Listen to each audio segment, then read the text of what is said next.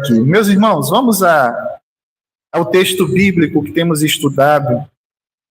Eu não sei você, meu irmão, mas eu tenho assim, semanalmente eu tenho tido aquele prazer de estudar as Escrituras, estudar especialmente o Evangelho de João, viu, irmãos? Tem sido assim muito bom, muito especial. E eu vou confessar uma coisa para vocês.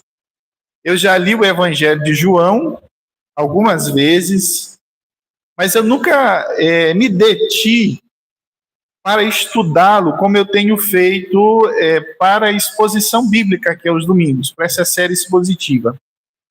Quanto mais você estuda, mais você vai prescrutando, vai encontrando algo a mais nas Escrituras, né?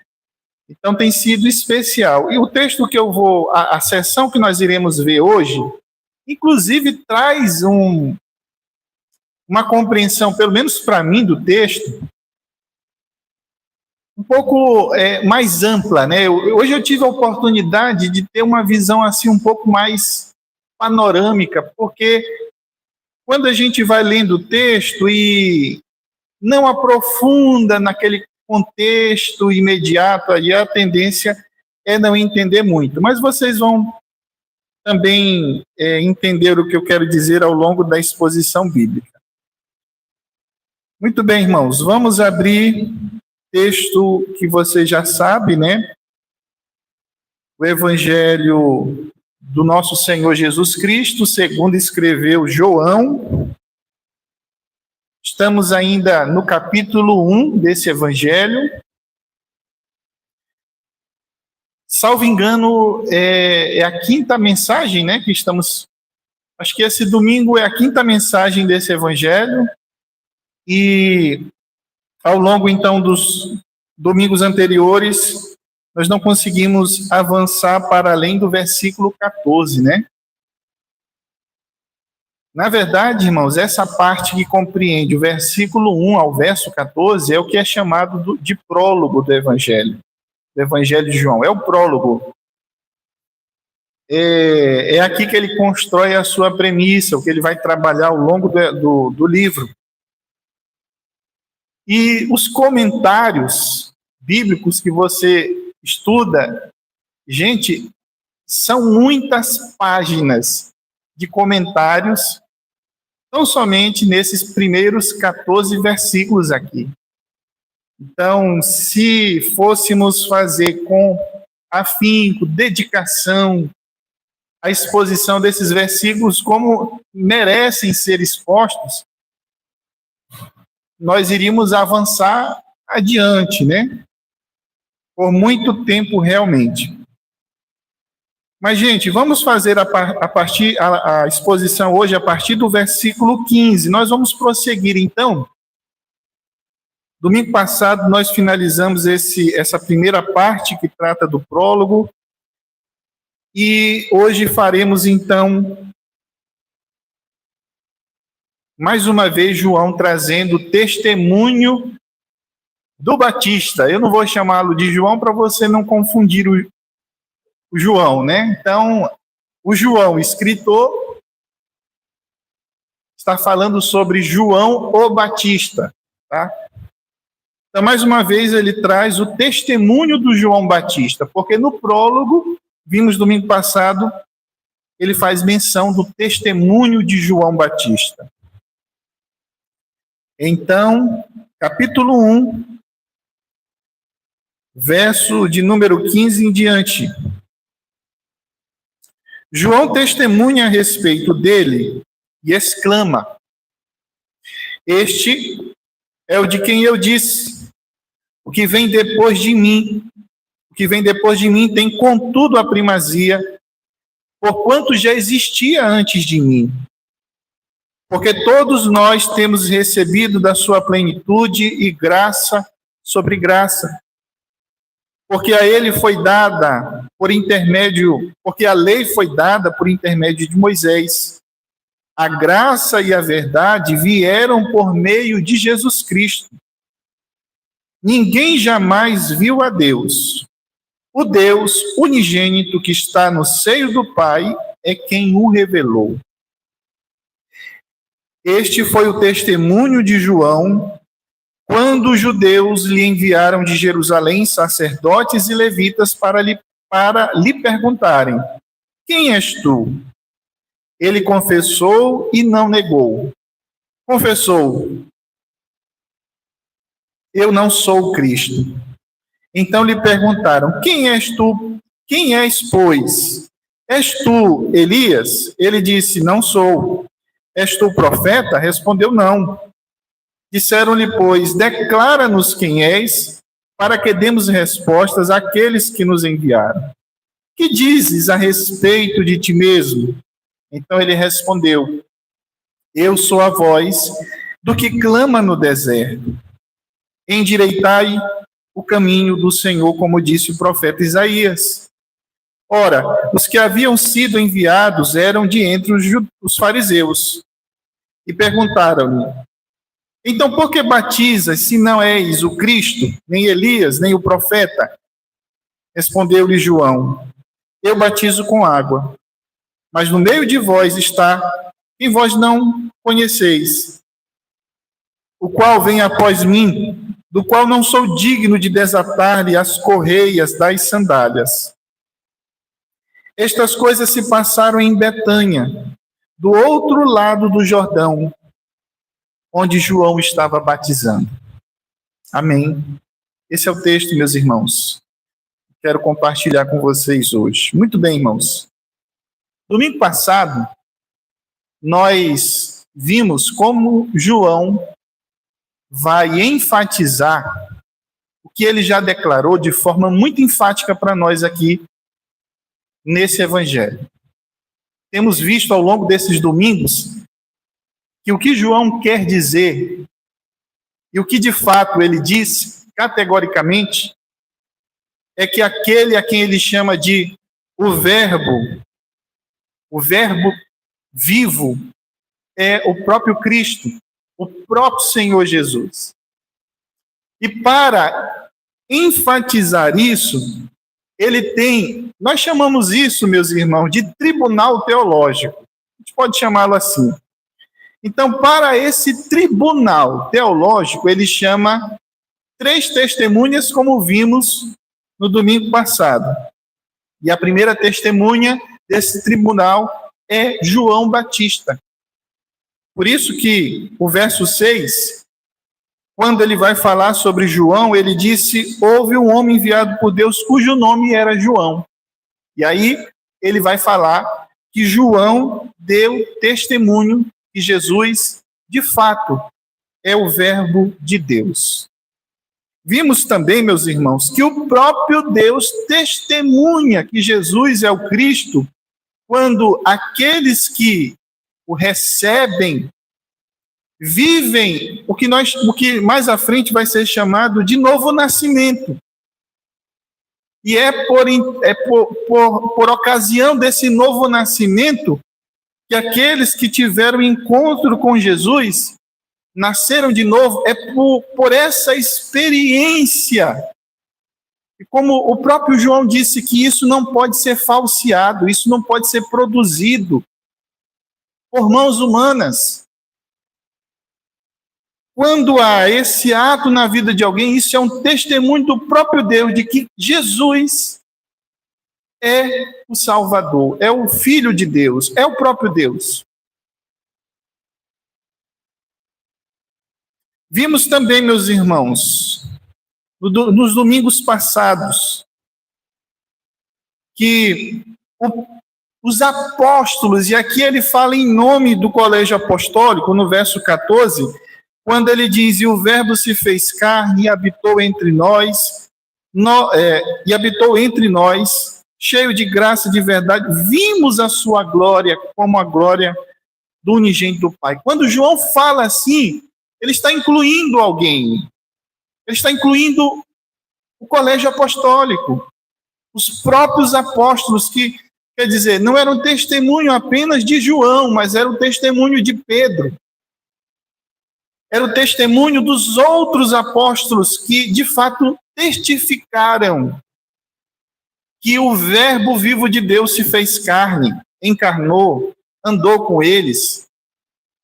E aí você precisa lembrar, eu preciso lembrá-lo de que João tem aqui, entre outras coisas, ele tem uma missão específica, e a missão é dizer, olha, esse verbo de Deus, ele não era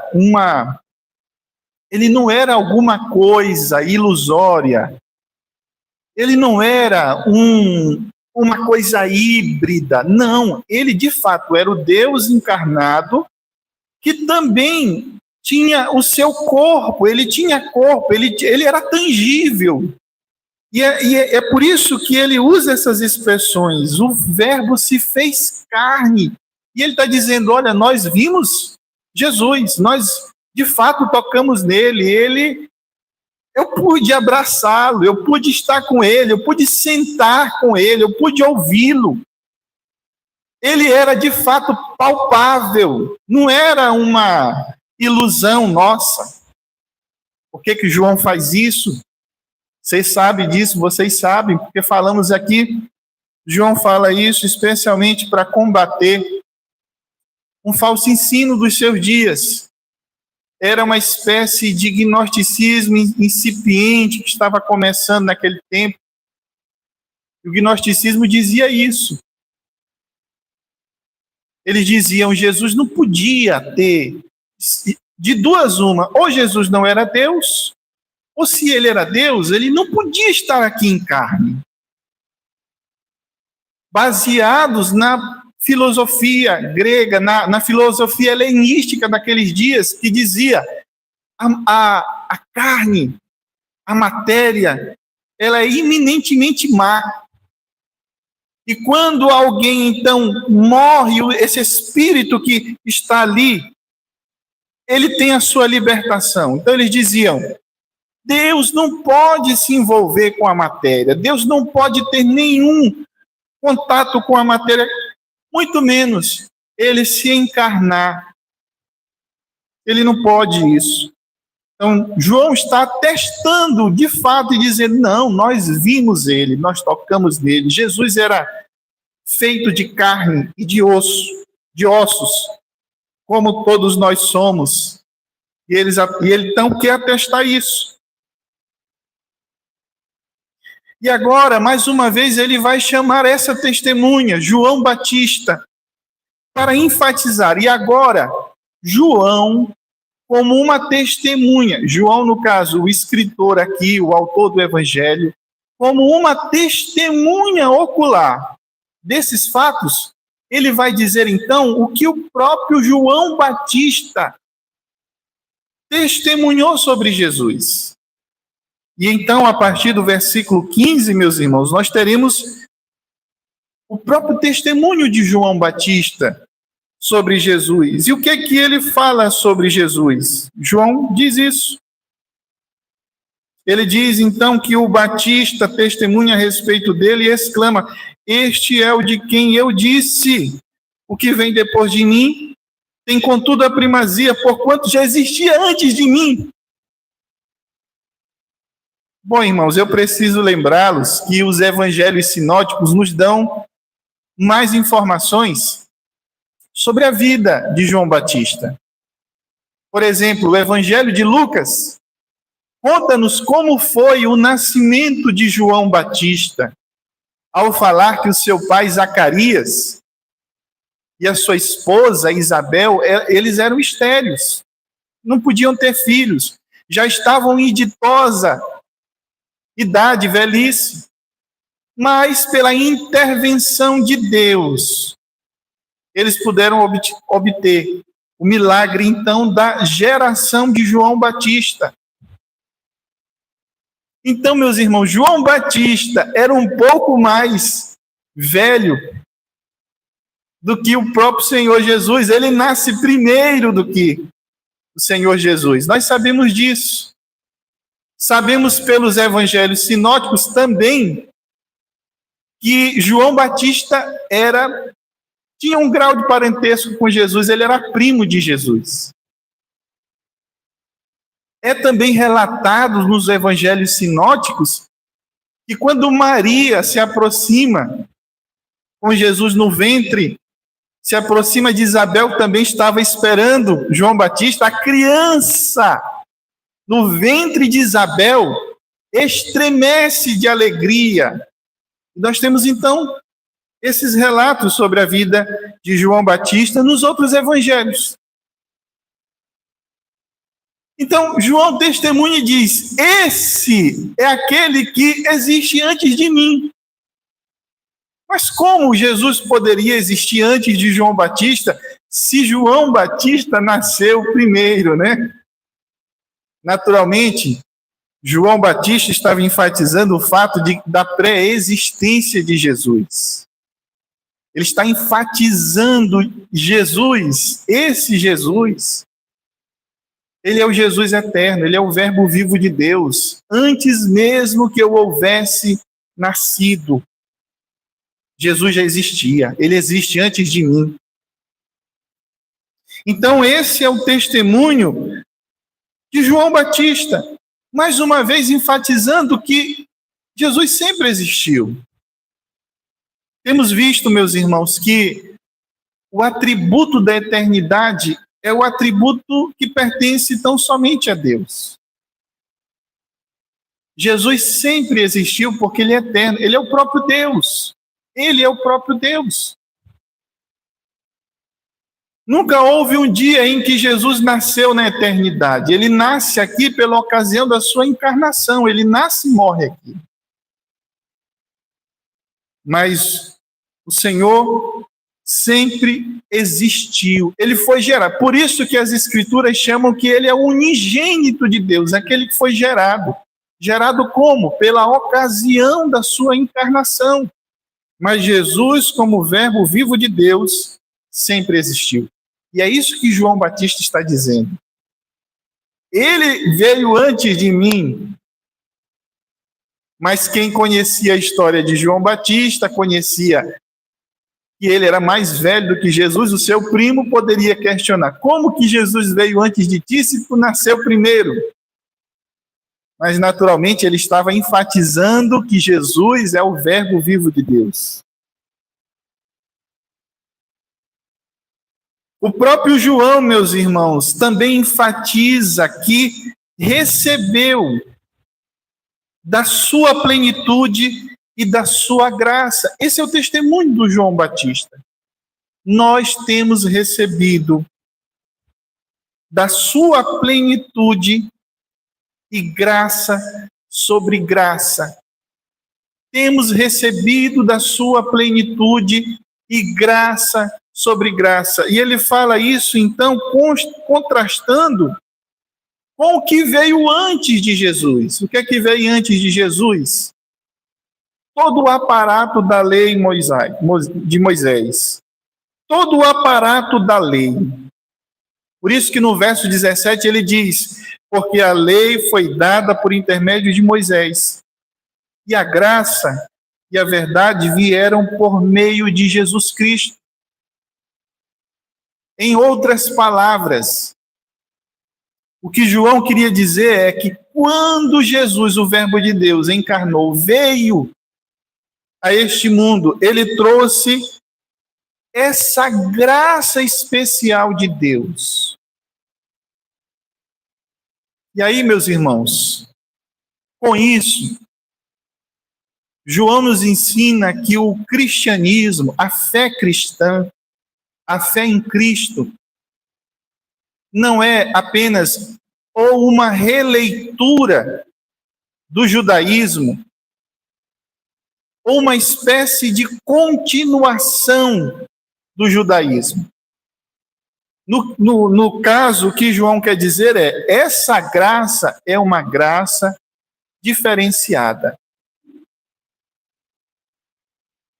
Essa não é uma graça que recebemos apenas no que tange a complementar o que já recebemos.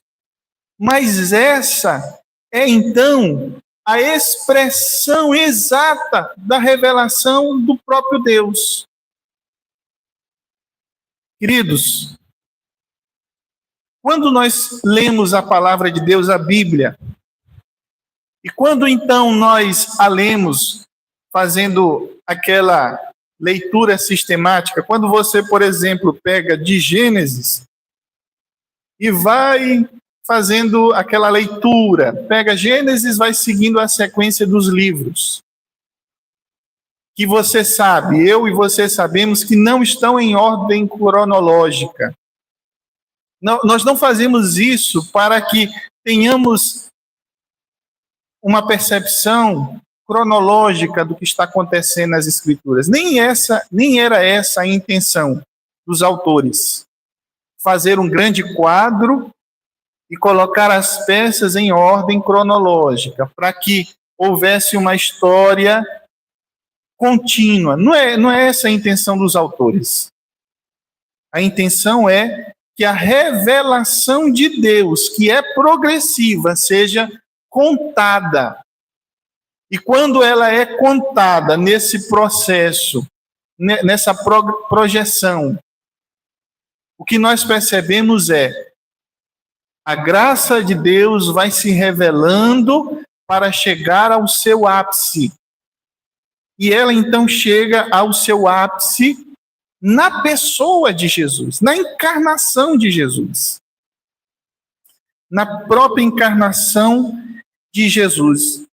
Então, meus irmãos, a expressão da vontade, a expressão máxima da vontade de Deus se encontra em Jesus. O que Jesus faz é a manifestação máxima, plena da vontade de Deus. Por isso, eu e você não estamos autorizados a fazer, por exemplo, acréscimos ao texto bíblico, às Escrituras.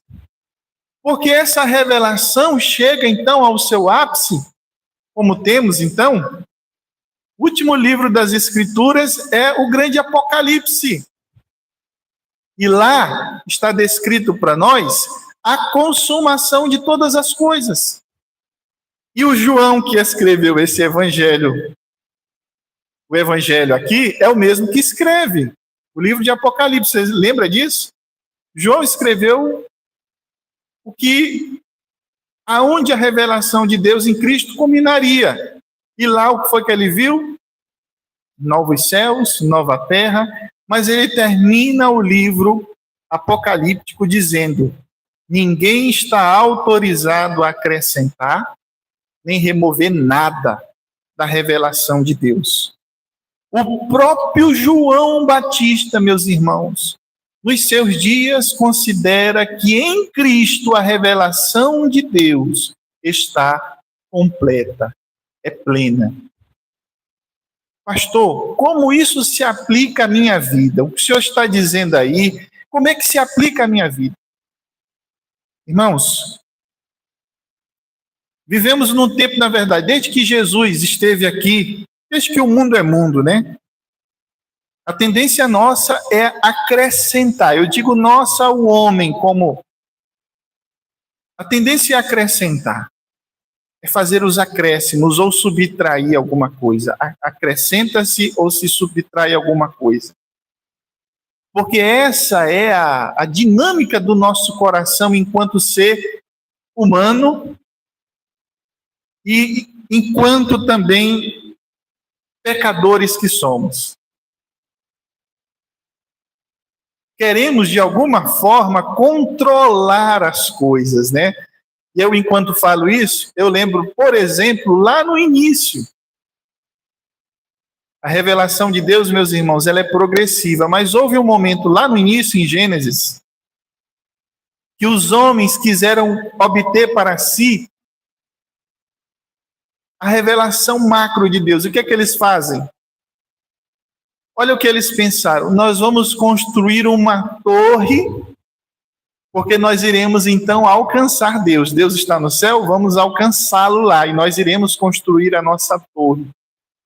A torre chamada Torre de Babel. E Babel, então, traduz-se como confusão. Porque Deus confundiu aqueles homens que construíram para si um monumento para alcançar a Deus nos céus. Irmãos, o homem enquanto sob o poder e a influência do pecado, é isso que ele irá fazer.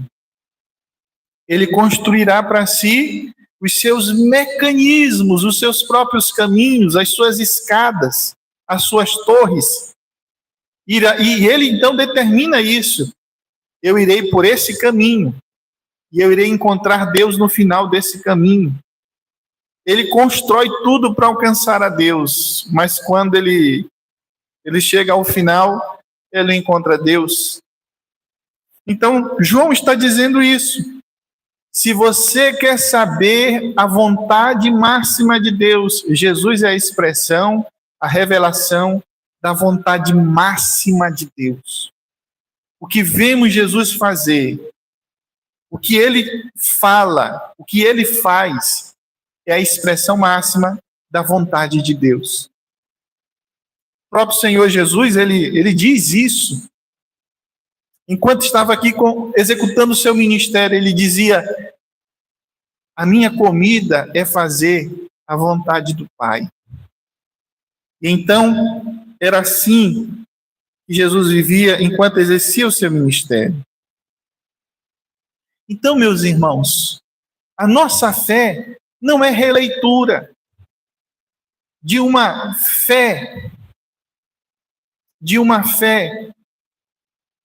baseada no ritualismo, baseada em ritos, baseada em expressões puramente religiosas. E eu, quando falo religião, não falo no sentido positivo da palavra, porque existe sim o sentido positivo da palavra, mas no sentido negativo da palavra. É a religião morta, é a religião que encontra tudo, mas não encontra Deus. É a religião que tem tudo, mas só não tem Deus. Que não é reconhecida por Deus. Jesus é a expressão máxima da fé. Se queremos encontrar o caminho que nos levará a Deus, precisamos andar com Jesus. Mais à frente ele vai se autodeclarar esse caminho, né? João 14:6, ele diz isso. Eu sou o caminho, eu sou a verdade e eu sou a vida. Ninguém vem ao Pai, senão por mim, ele diz. Por isso que João, então, meus irmãos, ele diz: ninguém jamais viu a Deus, o Deus unigênito que está no seio do Pai é quem o revelou. Por que, meus irmãos? Vocês precisam lembrar, porque esse evangelho aqui não traz toda a história de João Batista, até porque o foco de... Por que João, por exemplo, aqui João, nesse quarto evangelho, ele não faz como os outros evangelistas que consideraram a história de João Batista, escreveram a história dele, alguns deram até mais ênfase, como no caso eu já disse, Lucas escreveu desde o nascimento de João Batista até o final da sua morte. Por que João não faz isso aqui, nesse quarto evangelho? Porque ele tem o pressuposto de que quem está lendo o seu evangelho já leu os evangelhos sinóticos.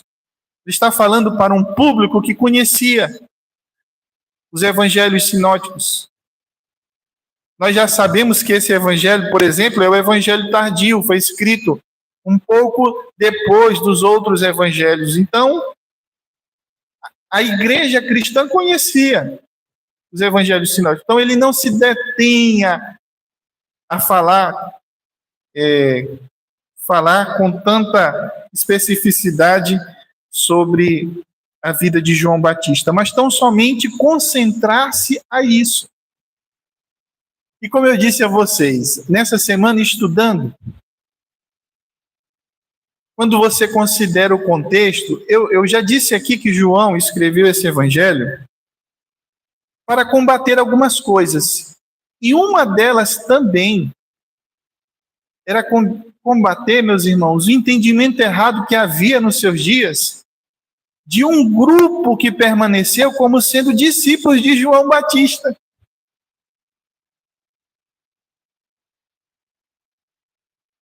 Em Atos dos Apóstolos, capítulo 19, havia lá, quando Paulo chegou na cidade de Éfeso, quando Paulo chega em Éfeso, ele encontra um grupo de discípulos de João Batista, que não conheciam o batismo em Cristo, não sabiam nada sobre Jesus, estavam lá, era gente que era discípulo do ministério de João Batista.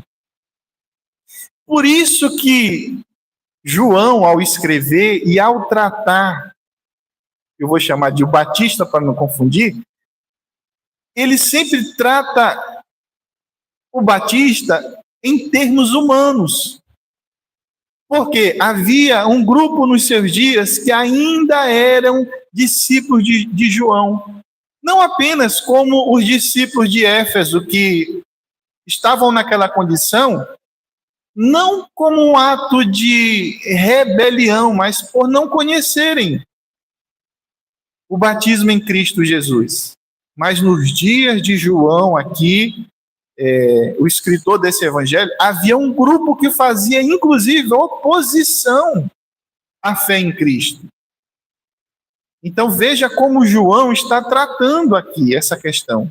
Quando ele fala do Batista, ele o trata nos termos humanos, para dizer, olha, João não era o Messias esperado. Por isso que ele disse no verso 6, houve um homem. João era homem. Em contraste com o verbo, ele é homem. Ele não é a voz principal, ele é o eco. A voz que deve ecoar é a voz verdadeira. Ele diz, ele enfatiza isso quando ele diz, ele não era luz. João não era luz. Mas veio para testificar da luz, a saber, a verdadeira luz, que vinda ao mundo ilumina todo homem. Então veja, meus irmãos, que agora a gente começa a entender o que o João está falando. Ele estava falando para um público que insistia em permanecer como discípulo de João Batista.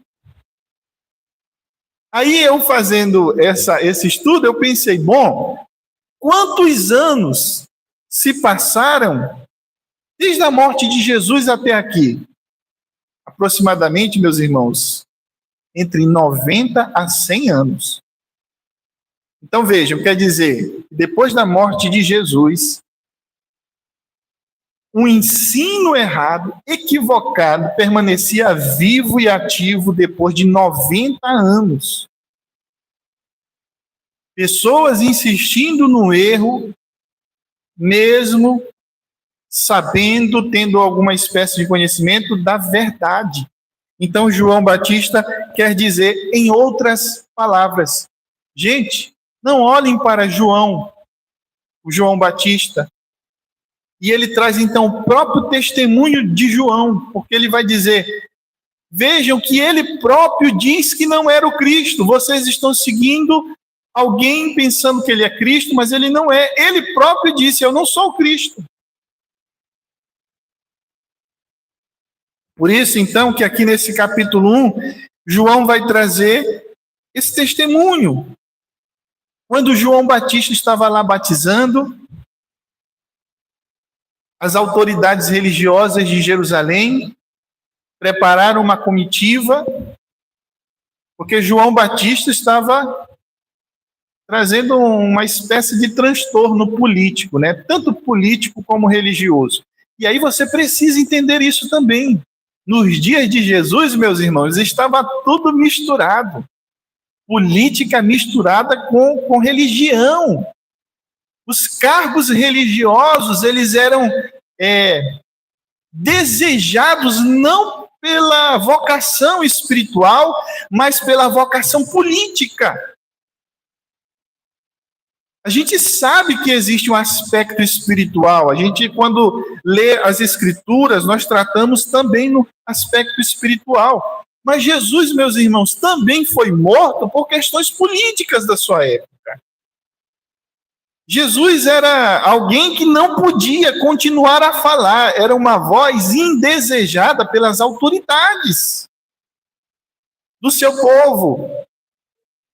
Jesus não queria saber de política, irmãos. Jesus não veio para mexer com política. A política dele era a política do reino de Deus. Ele queria instaurar o reino de Deus, inaugurar o reino de Deus. Mas nesse mundo, tudo é poder, política, prestígio, fama, dinheiro.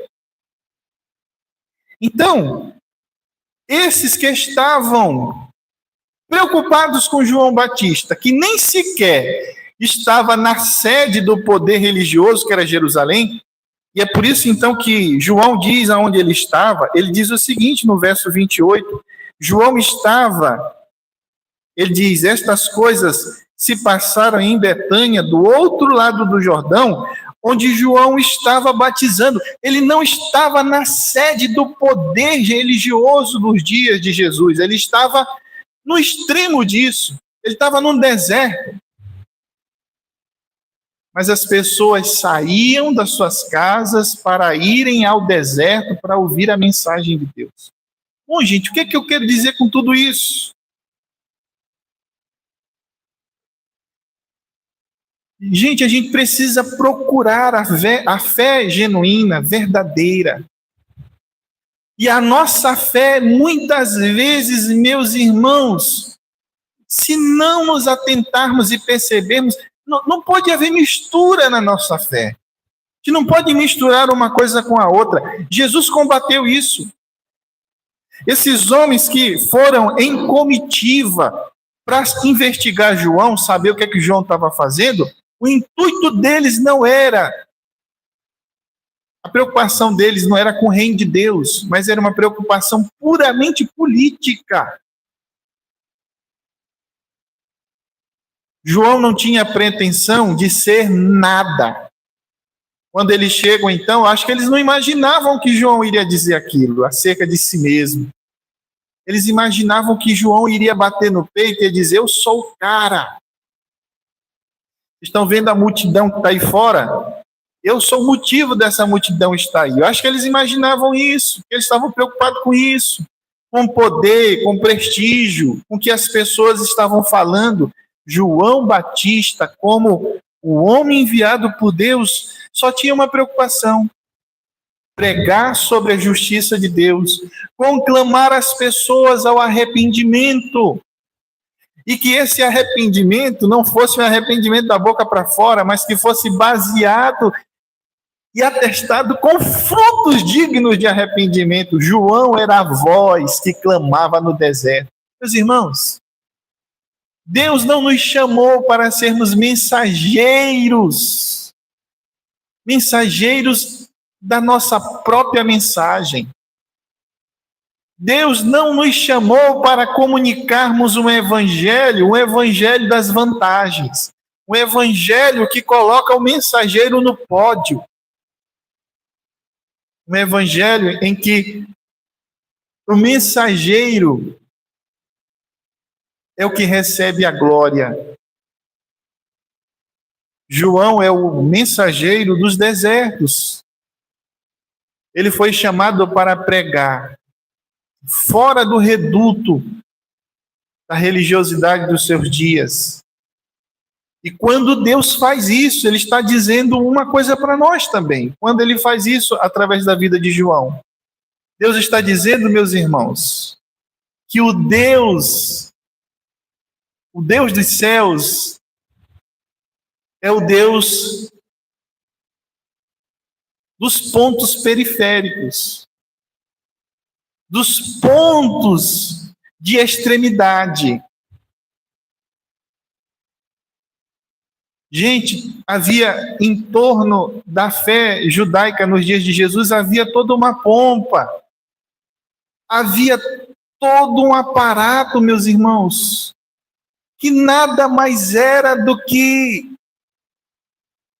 as manifestações humanas da vaidade do coração dos religiosos daquele tempo. Mas o mensageiro de Deus, meus irmãos, é alguém que está no deserto, está trajado com peles de camelo, a sua alimentação é baseada a gafanhotos, e mel silvestre. Lá está o mensageiro de Deus. Meus irmãos, eu quero finalizar aqui. Eu não vou me delongar mais. Mas se tem uma coisa que o Evangelho para mim faz, é me deixar constrangido. Isso me constrange, irmãos. Me constrange a simplicidade de Deus. Me constrange o caminho que Deus toma para que a sua revelação seja anunciada. Que é um caminho muitas vezes oposto ao caminho do homem. Essa é a expressão que encontramos na revelação de Deus no mensageiro de Deus chamado João Batista. Era um homem simples, era um homem que não tinha poder algum, só tinha uma mensagem. Só tinha uma missão. Era alguém que não estava preocupado com status políticos. Não estava preocupado sequer com o que as autoridades dos seus dias iriam fazer com ele ao pregar contra o pecado. Eu pergunto a você, que fé é a fé que temos vivido? Que fé é essa que nós expressamos? Que fé é essa da qual nós proclamamos, anunciamos ter? Que fé é essa? João Batista nos ensina, meus irmãos. Ele não era a voz. Não tinha pretensão de ser. Ele era tão somente o preparador do caminho.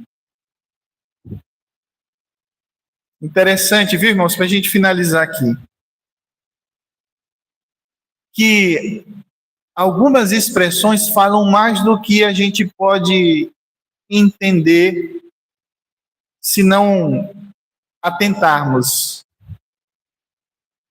Quando Isaías profetiza sobre o ministério de João Batista, e quando ele diz, olha, esse é a voz que clama do deserto, preparai o caminho do Senhor.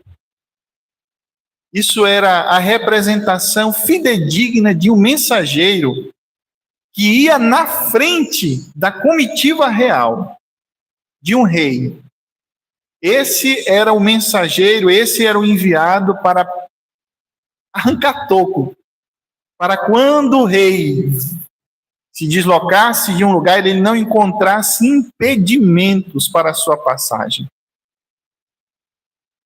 João Batista, eu diria, é o facilitador para que alguém chegue até o Cristo Salvador. A fé, meus irmãos, verdadeira, alguém que está com Jesus, alguém que está nessa fé verdadeira, é um facilitador. Ele é como João Batista. Ele não é pedra de tropeço para ninguém, muito pelo contrário, ele é um facilitador. Ele faz com que as pessoas vejam a luz, porque ele próprio tem a luz, recebeu a luz. A minha oração, meus irmãos, para conosco, para a nossa comunidade aqui, é que todos nós sejamos facilitadores.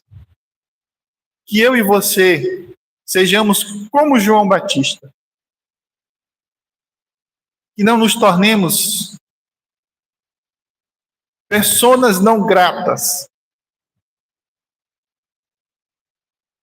Aqueles que dizem conter a mensagem de Deus, mas essa mensagem não se expressa verdadeiramente, genuinamente na nossa prática de vida. E quando isso acontece, gente, nós colocamos barricadas para que outras pessoas se aproximem verdadeiramente de Jesus. Que Deus, em Cristo, nos ajude, meus irmãos, a sermos como João Batista. Não seja pedra de tropeço na vida de alguém. Seja pelo seu testemunho de vida. Seja por qualquer coisa. Seja um facilitador. Alguém que está vindo para se encontrar com Jesus, Ele vai trazer as bagagens dele, ele vai vir com os seus problemas, os seus dilemas. Mas Deus não está preocupado com isso. Quem se preocupa com isso somos nós, irmãos. É a gente que, quando vê alguém na porta ali, às vezes maltrapilho, às vezes bêbado, às vezes drogado, e vem para um culto e a gente se espanta. É a gente que se espanta com essas coisas. Alguém que chega, que todo mundo conhece a vida, sabe que a vida é uma derrota, é uma atrocidade, é uma desgraça mesmo, é a falta da graça e a desgraça. É a gente que, quando vê, a gente fecha o rosto, a gente não quer cumprimentar. Não é assim que Deus vê.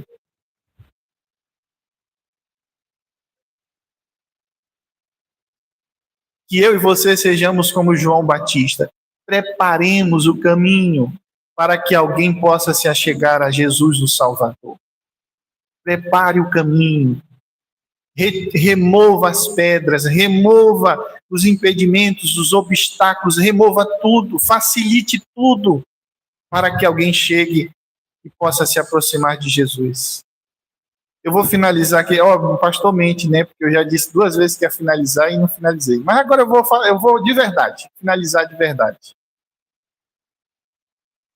Mas nesse evangelho, meus irmãos, eu acho que o que eu estou dizendo aqui vai se traduzir mais à frente, quando chegarmos ao encontro de Jesus com a mulher samaritana.